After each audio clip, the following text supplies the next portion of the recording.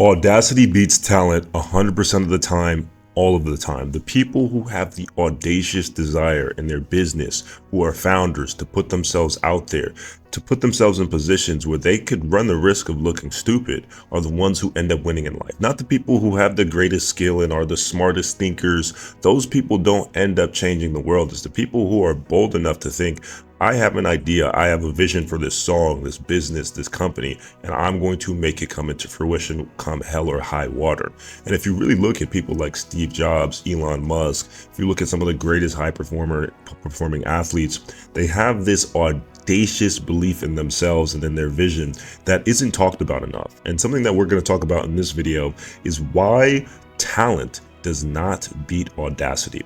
Because when you truly do look at the people who get what you want, get what they want in life, if you look at the people around you sometimes who might be in a position that is higher than you, they might have raised more money in their company, or they're getting more success with their music, and you think you're better than them, it's because they have the audacity to put themselves out there. I can't tell you how many times I've created content and I've seen people who are doing something that I know how to do better than them, but they have the results. They have the multi-6-figure-a-month business, right? And it's because I'm over here in my head thinking about all these ideas and what things could be like versus actually being the person who's doing those things. And that's what's holding you back.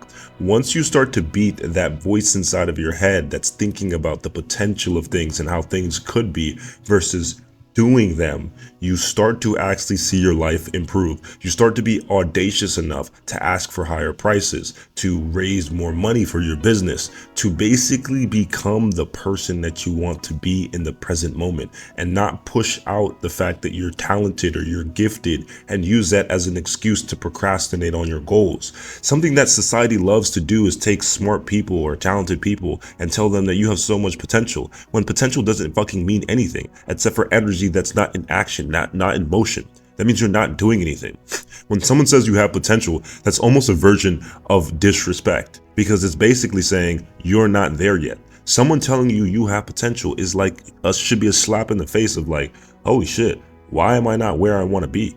And potential doesn't fucking mean anything. And people will say that in dating and sports or whatever, but there's so many people who came into sports, who came into business and had potential to be the next great star, but they never did it.